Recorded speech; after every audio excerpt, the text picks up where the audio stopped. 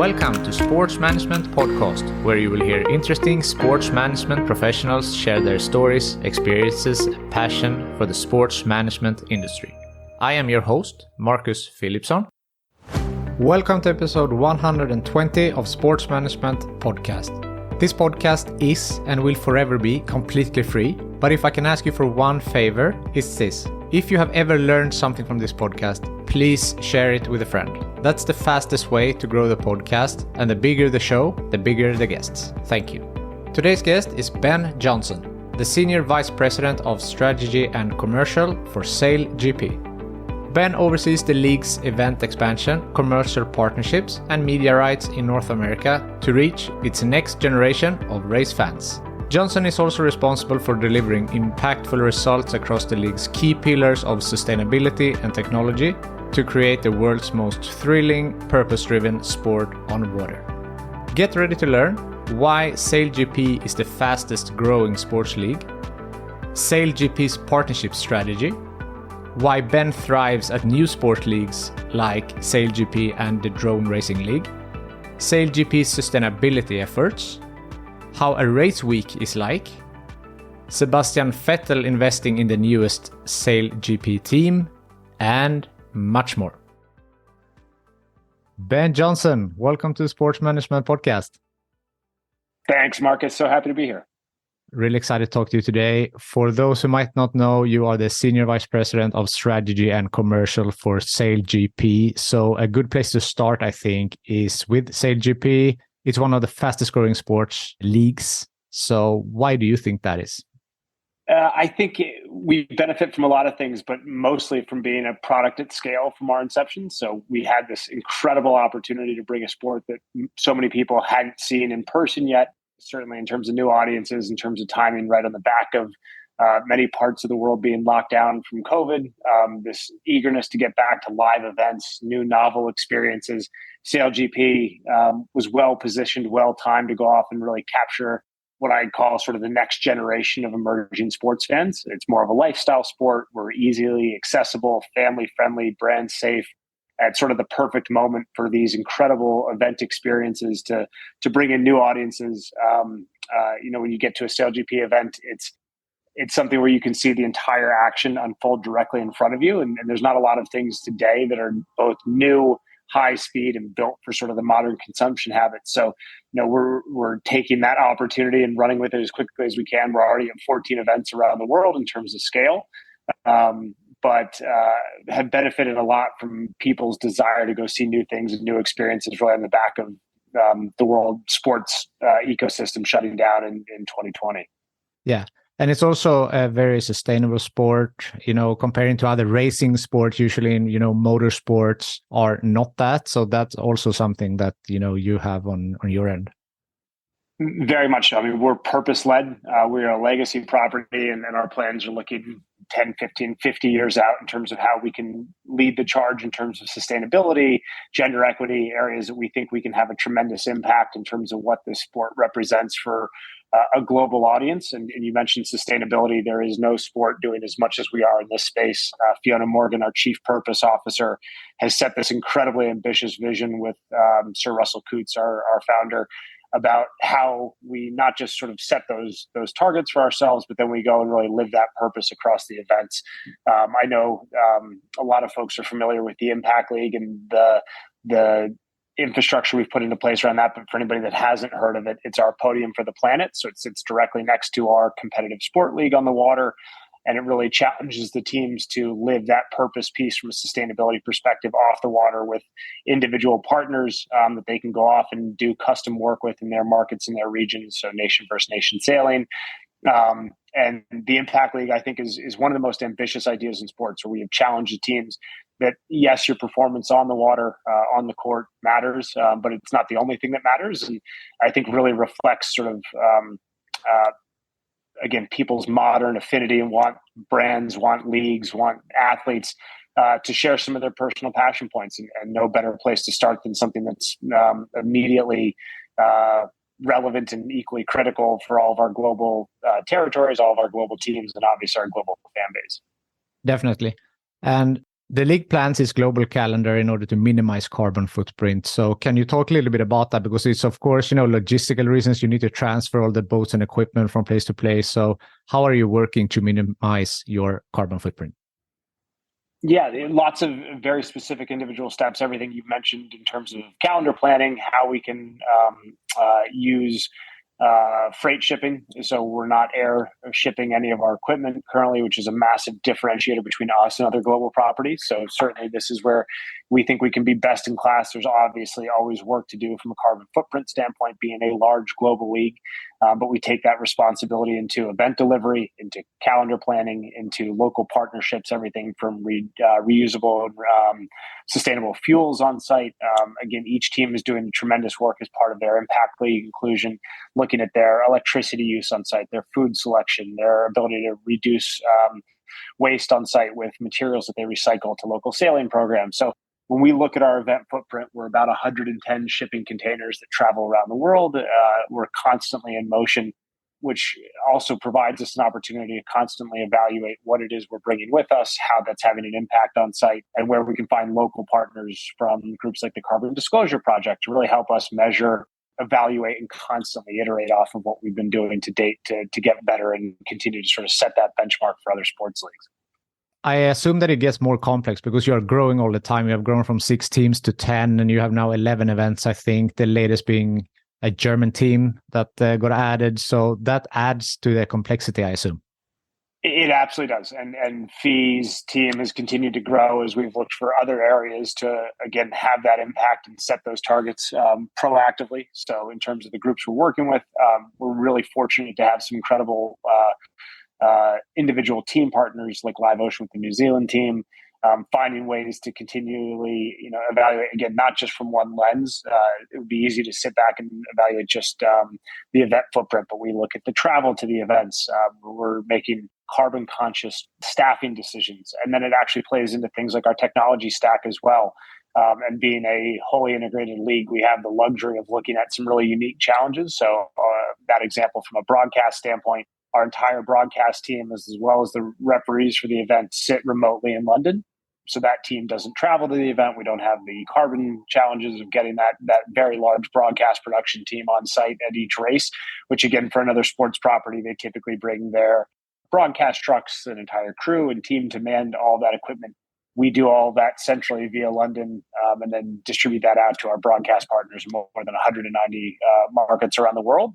It's a very sort of small, specific area, but it's one that we've had a massive impact in terms of being a sustainable sports league and then finding ways that we can apply that learning to other parts of the business.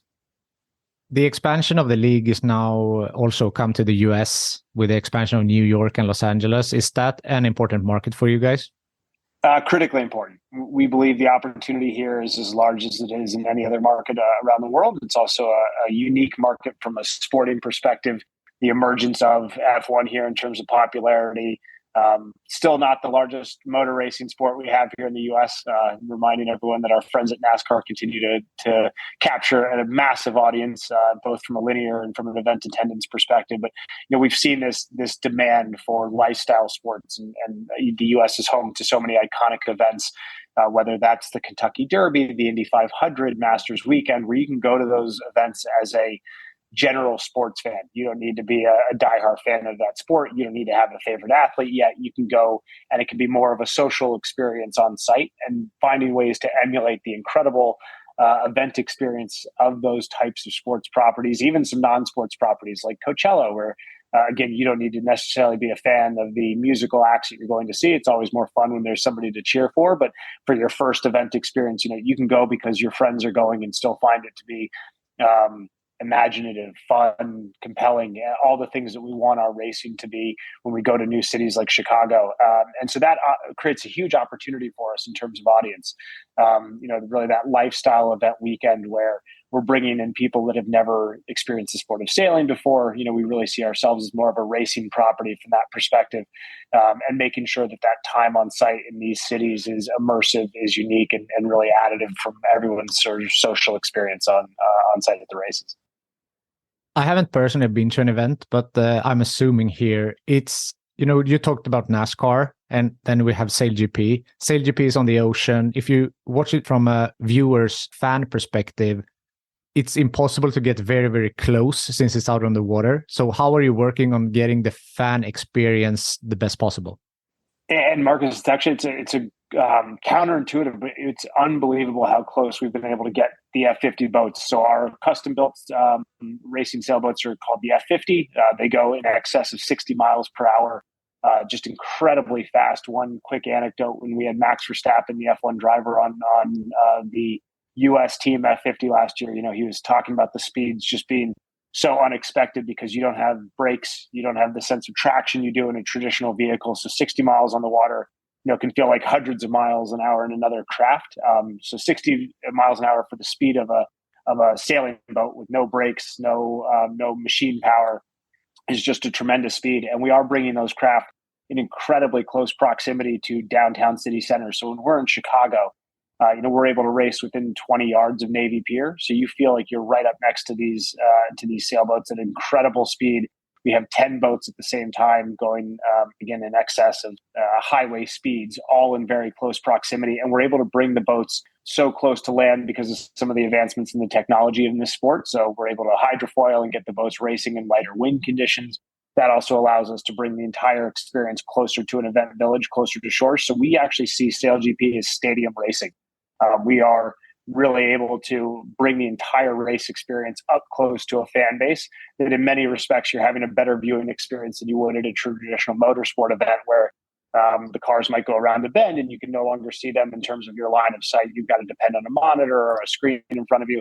That's not the case for a SailGP event. The entire race course is directly in front of you. There's moments where they are going to be incredibly close proximity, typically the start line, the finish line, a couple key moments within the race, but you can still see the entire event taking place directly in front of you, which is a very unique experience. Yeah, that sounds awesome. And as we talked about before we hit record here, there is a race in Copenhagen, which is not too far away from me. So at some point, I would love to see a SailGP live. Yeah, and we are growing rapidly around the world. You mentioned the number of events at 13 races currently. We've actually just announced more races for our fourth season, which we're currently in, including an event we've just announced in Dubai coming up in December before we go to Abu Dhabi. So we've got iconic, incredible destinations all around the world. Copenhagen was an amazing event as part of our third season. I'm most excited for New York. As a New Yorker, bringing a SailGP race directly off of Battery Park in between Governor's Island and the Statue of Liberty. We're going to have event seating on site at Governor's Island. This will be June 23rd and 24th of 2024.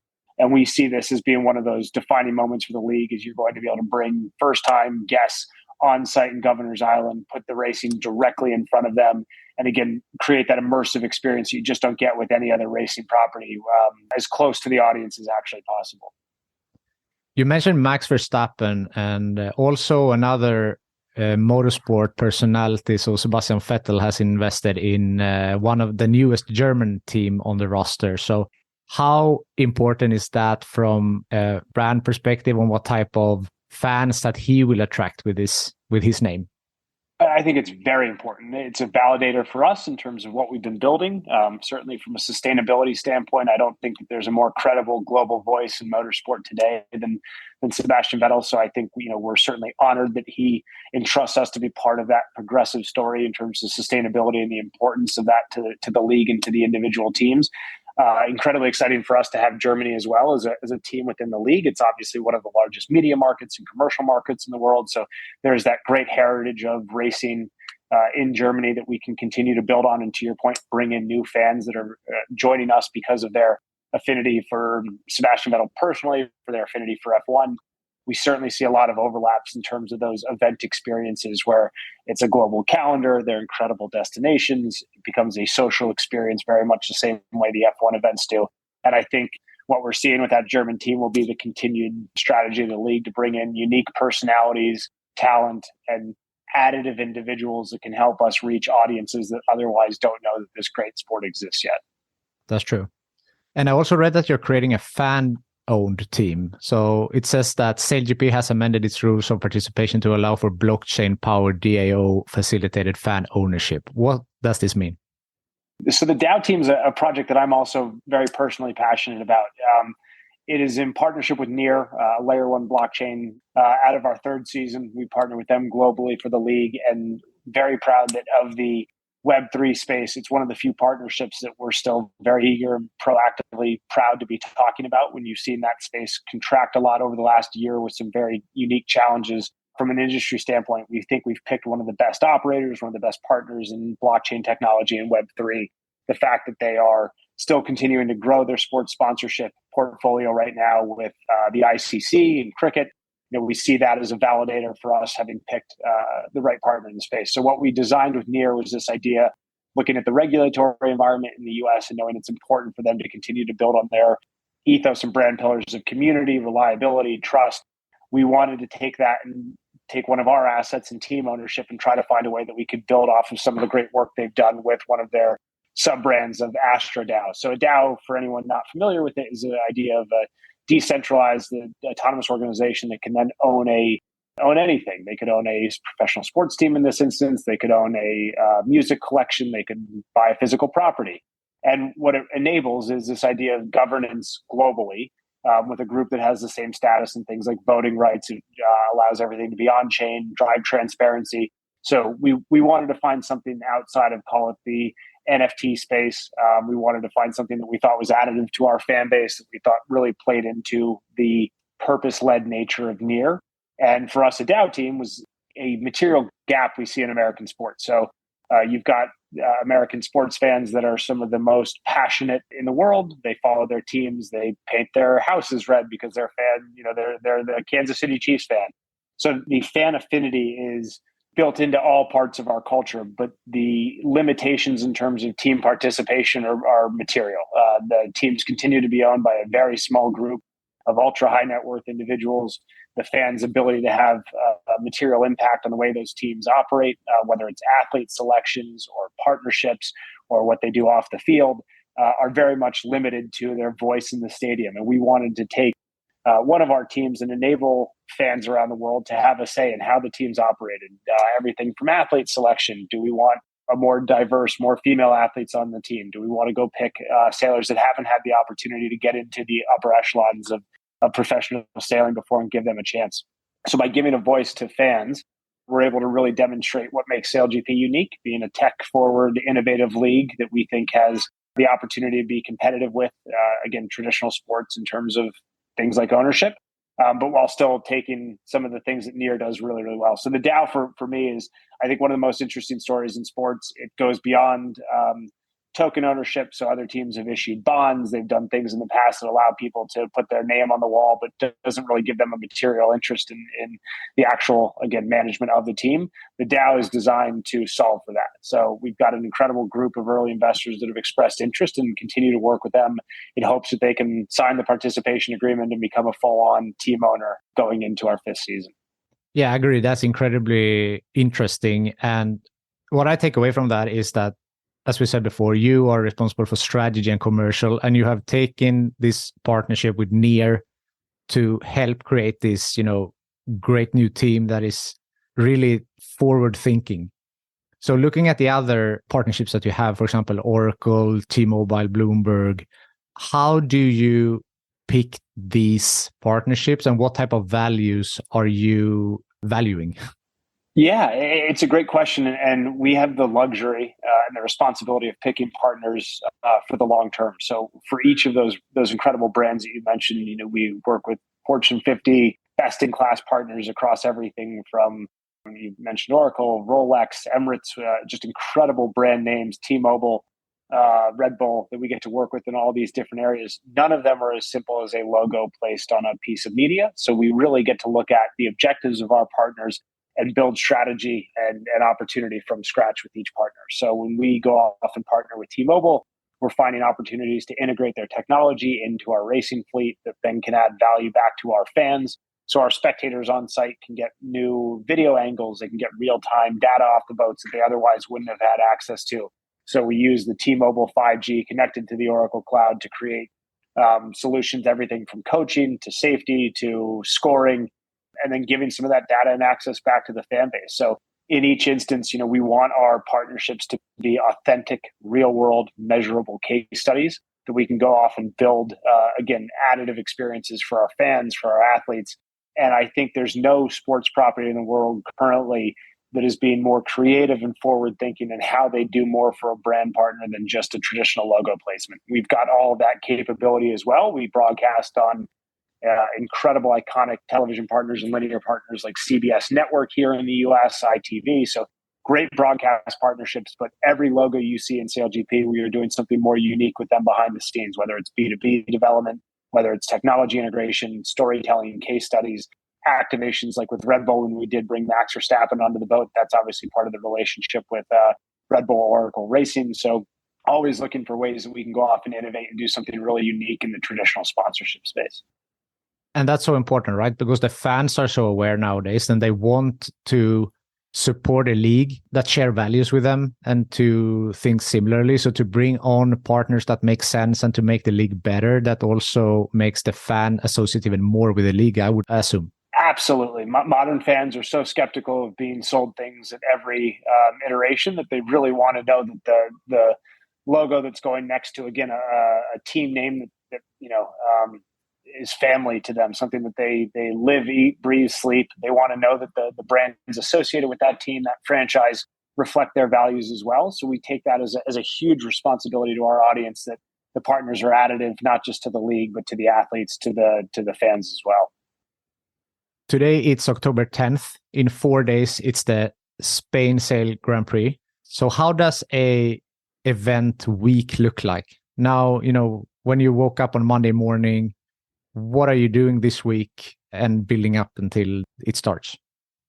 The event week, it's what I love most about being in sports, that opportunity to bring such an incredibly diverse and talented group together to create these amazing experiences. Our operations team are the best in the world at producing these incredible events. I've mentioned everything breaks down into about 110 shipping containers that we do from a sustainability standpoint, but it also allows us from an event delivery standpoint to own everything end to end. So we've had colleagues in Spain getting that event set up for about a week and a half now.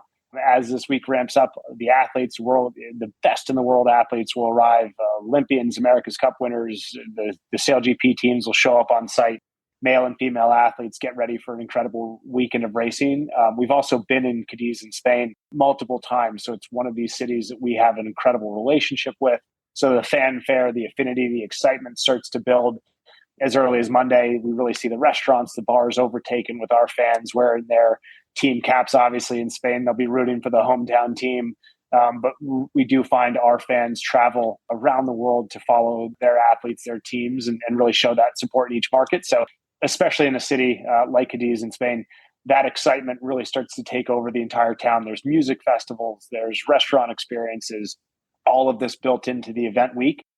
We start practice racing, getting on the water tomorrow, Wednesday, Thursday. So we've got a couple days for the athletes to get back on their F50, get ready for the race weekend, go through safety checks, prepare for the racing. We do content capture, all the sort of behind the scenes stuff. So some of the locals in Cadiz will start to see boats on the water very shortly.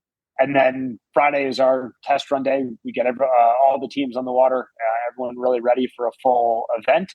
And then Saturday, Sunday, 2 days of live racing.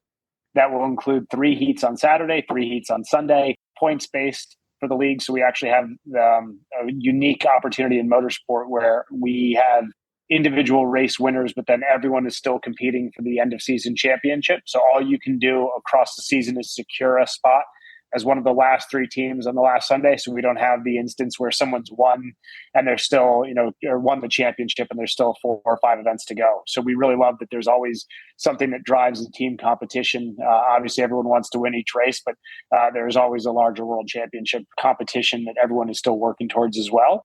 And Saturday and Sunday will just be the best racing you've ever seen on water. It's right up next to the shoreline in Cadiz. We'll have tens of thousands of spectators lining the city walls. It's also one of the oldest port cities in the world. So it's this incredible old world infrastructure, looking at some of the most advanced sailing, some of the most advanced racing craft. And for anyone that hasn't yet, pulled up Google or Instagram or YouTube and looked at some of our racing footage, the SailGP F50 really does look a lot more like a spaceship. So it's this incredible juxtaposition of high tech, high speed racing craft next to this incredibly beautiful historical port city of Cadiz in southern Spain. That's awesome. So you mentioned CBS, ITV. There are listeners from all around the world. If someone wants to watch this great event, or now it will be released after this one, but in general, if they want to watch an event, how can they do that? So on SailGP.com, you can find more about broadcast partners in each market. We cover more than 190 territories. And one of the exciting structures of our current media distribution, we've got great linear TV partners in each market, but we also have second screen opportunities and streaming opportunities as well. So if you're not finding the race that you want to watch on a TV package that you have, definitely follow us on YouTube. We do an incredible live race broadcast on YouTube, and typically that's for some of our diehard fans that really want to know the intricacies of the strategy from each team. I love watching actually on YouTube and on linear, so I get the mix of traditional broadcast sport next to a screen where I can get a little bit more immersive, talk to people live, chat with some of the other viewers. We also have the SailGP app, which is an award-winning, incredibly immersive experience that allows people to follow individual teams, look more at the data, the actual information coming off the boats in real time. So those are three great ways to watch, whether it's TV, streaming, or on the app. And what I find is watching a SailGP event is so communal. So you can really learn about the sport. It's accessible to new audiences, and you can ask questions from other fans on a channel like YouTube, and really sort of learn about the sport as you go, which is incredibly fun. For sure. Now I would like to dig in a little bit about your background and how you got into sports. So you mentioned you live in New York, but you're from Colorado, if I'm not mistaken. So how did you get into sport, and how has your career looked like up until this point? Yeah, I've been really fortunate that I landed in sports. I wouldn't say accidentally, but it was serendipitous, and me continuing to follow my interest, my personal interest in trying to make a career out of it. So I started in New York working for some very large agencies, Edelman, Weber Shandwick, incredible companies that I got to learn a lot about how brands, corporations manage their external identity and what they do for everything from a B2B, from a B2C perspective. And I had a friend send me a job opening at a company called Tough Mudder. This was right after the market crash of 2008, 2009 in the US. And they were creating something very unique from a brand perspective. I think by the time I joined, more than 50,000 participants had gotten the Tough Mudder tattoo. So it was a brand that had this cult following, this incredibly immersive experience. It was social, it was communal. And I joined that because I was excited about what they were building personally, but I also saw an area from a marketing perspective that I could add value as an individual. So I'd say in each instance of my career since finding that opportunity, I've tried to find things that I'm personally interested in, find areas that I think I can have a material or outsized impact. It's very hard in sports to have a material impact when you're young, but one of the ironies in sports is you'll look at the athletes on the field and they're typically in their 20s, being trusted with hundreds of millions of dollars in some instances. So I think that there's such a great opportunity for young, ambitious people in sports to really go in and just find things that they love and that they're passionate about and can over deliver. And I certainly found that to be my experience. So I went from a company called Tough Mudder to a company called the Drone Racing League. We were building from scratch a sports league, global participation, broadcast distribution, sponsorship, event venues, got to learn the entire ecosystem of sports from a league perspective, and got to be involved in everything from the legal considerations to producing an event to how we create content for new audiences. And all of that led me to SailGP, which I think is the best product in sports today that is yet to be discovered at scale. And we've got the incredible opportunity and responsibility at SailGP now to go and deliver and introduce this amazing sport to as broad of an audience as possible. Both the Drone Racing League and SailGP are quite new leagues. Is that something that excites you, since it's a lot of growth opportunities? Absolutely. I think the opportunity to go someplace that is less established and be part of that growth, and to be really responsible for material parts of the business at a younger age is a great way to learn. It's a stressful way to choose to progress a career. I think there's a lot at stake, but I really have always enjoyed that idea that everyone at one of these smaller leagues has to be doing more than their day-to-day job for the leagues to survive. It's such an incredibly competitive landscape in modern sports, especially in the US and Europe, where there's going to be a couple consolidated rights holders between English football and American football, that competing against those entities requires tremendous creativity, a real personal passion for what you're doing, and people to be looking forward where they can create either experiences or partnerships or content that haven't yet been done by some of the traditional leagues. So I think that responsibility to be creative with everything you're doing, and I mean that across the league, at SailGP, everyone here is looking for different ways to make the sport better, to increase the visibility of our partners, to help new fans find their entry point into the event. And I think at a smaller entity, that responsibility for everyone to be innovative, creative, and personally passionate about what they're doing is a really fun way to wake up and go to work every day.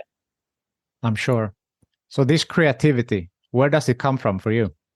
I mean, we get to watch some of the best brands, sponsorships, and sports leagues in the world. We're very fortunate that our partners like Rolex and T-Mobile and Oracle are doing amazing things in other sports, and we get to learn a lot in real time. We're constantly watching what the other big leagues are doing, what some of the emerging leagues are doing. I had the fortune of going to see an Inter Miami game after Messi joined about a month ago, and will say it was the best sporting event I've been to in the U.S. in years. And I put that against baseball, basketball, diehard NHL fan, and really sort of seeing totally unique, totally unexpected event experience on site pushed our team to continue to think about how we go off and create these experiences on site for a SailGP race in New York that makes it feel like it's a one-of-a-kind event, something that can't be missed. And so I'd say that across the U.S., certainly in the sports landscape, there's constant innovation. There's constant best-in-class benchmarks that are being set on a day-to-day basis. What the WNBA has done in the last 2 years to grow that sport,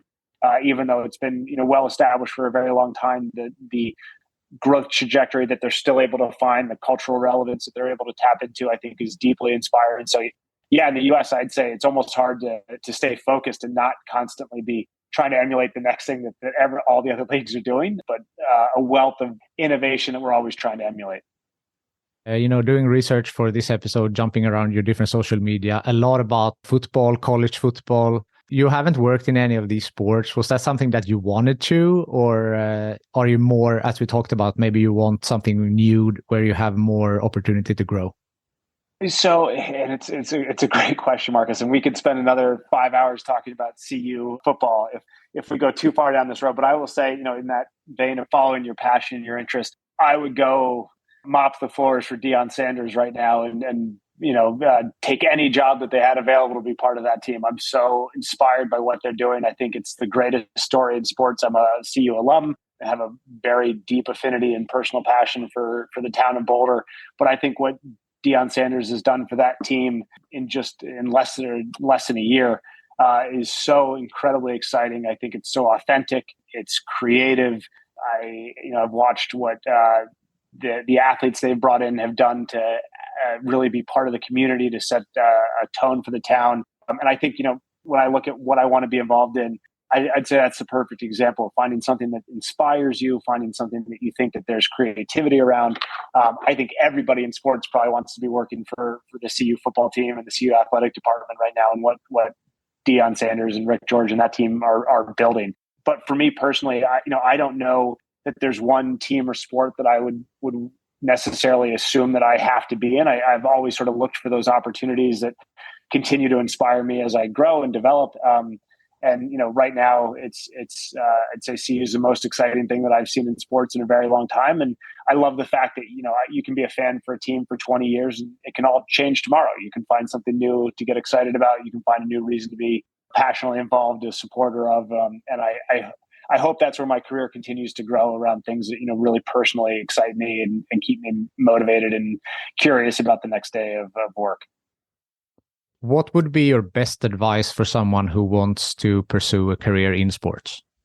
Yeah, I have the luxury now of talking about the things I'm passionate for. I've been surrounded by great mentors, and getting to look at something like if I'd ever go work for a CU football, that's more of a personal opportunity now. I'd say for people that are getting started in this space, pick a place that you can have an outsized impact, and I think that means taking on more responsibilities in your day job.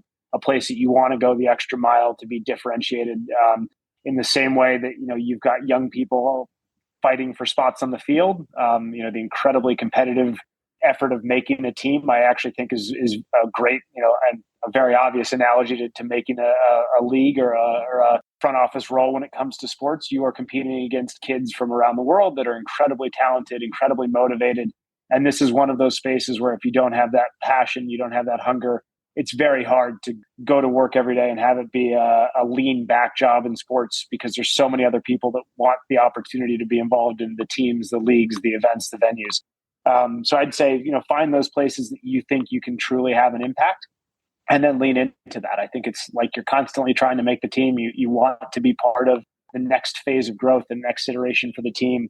And that is an opportunity in sports that I think is most unique to this industry, of how far that can carry you here if you really want to outwork and out creative and outthink some of the other leagues and properties. So looking at your CV, or, the LinkedIn journey that you had in your career, working for the mayor's office in Colorado, and you mentioned before Edelman, Weather, Shanwick, and so on, tough. It looks like, just a hockey stick growth type of career, and now where you're in SVP. But has there been any bumps on the road in your career? And if so, how did you overcome them? Oh, so many. And I think that's the risk of going to places where you can have an outsized impact. There's also not a lot of opportunity to hide. And so, I've been fortunate to be surrounded by bosses men and women that I deeply admire and respect. And I think have given me the opportunity to make mistakes and learn from them and continue to hopefully grow. I think when looking at a career, especially in sports, it's obviously that idea that I've mentioned of having an outsized impact, but also, finding people that are personally invested in your success. Every boss is going to have a professional investment in your success, but finding people that really want you to do well as an individual and want to support that growth, that education, I think is so fundamentally important to finding experiences that are truly additive.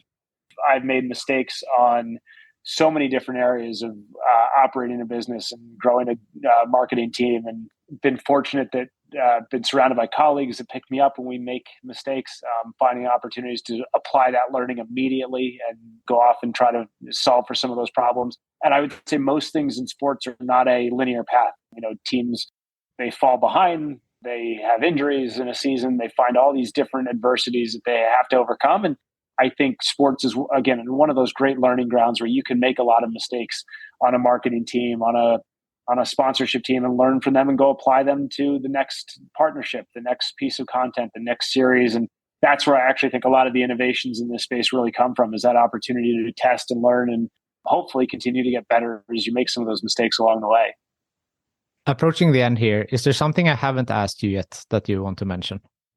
No, I think we've covered quite a bit. I guess just for any of the listeners that still haven't seen a SailGP event or followed us on social, I think it is one of the most unique opportunities in sports to be part of something before it becomes mainstream globally. And I really do believe that with the quality of the team, the amazing male and female athletes we have competing on the water at the same time, the purpose, legacy that we are building towards, we are going to be one of the unique global sports experiences. And I mean that right on the same level of F1 and the other sports we aspire to be like, whether it's global soccer, F1, the Olympics. And we are very actively looking for people that see that opportunity to help be part of that evolution and be part of an early adopter, find the experiences, help us shape what that means on site at the events, create that culture, that identity that is purpose-led, social and inviting, a sport that's really meant for modern audiences and modern fans. So for anybody that hasn't seen us yet, please seek us out. Come see a race in person, bring your friends and family.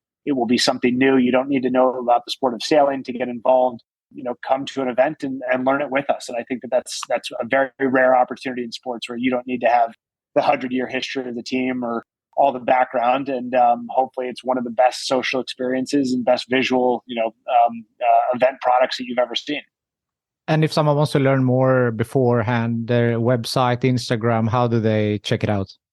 SailGP.com, SailGP on Instagram, TikTok, SailGP. The US team is a great place to start if you want to learn more about some of the athletes. And then we've got events coming up again around the world in the next 7 months. So we go to Australia, New Zealand, we have Canada, the US. Hope everyone can come out and join us on site at an event. Awesome. The last question that I ask everyone is, who from your network do you think would be a good guest on this podcast? I'm a huge fan of the Drone Racing League. I think what they're doing still is incredible.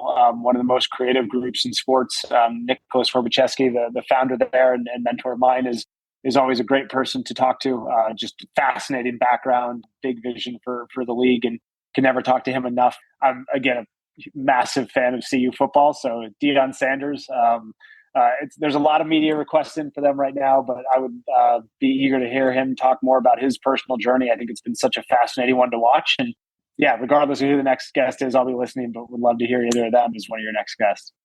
Thank you so much. And if Deion Sanders would come on, no one would be happier than me. So let's see if I can make that happen. I hope so, Marcus. Ben, thank you so much for taking the time to be on Sports Management Podcast. Thank you so much for having me. Thank you for listening to the Sports Management Podcast. Please hit the subscribe button so you don't miss out on any upcoming episodes. Also, feel free to leave a comment about what you thought about this episode.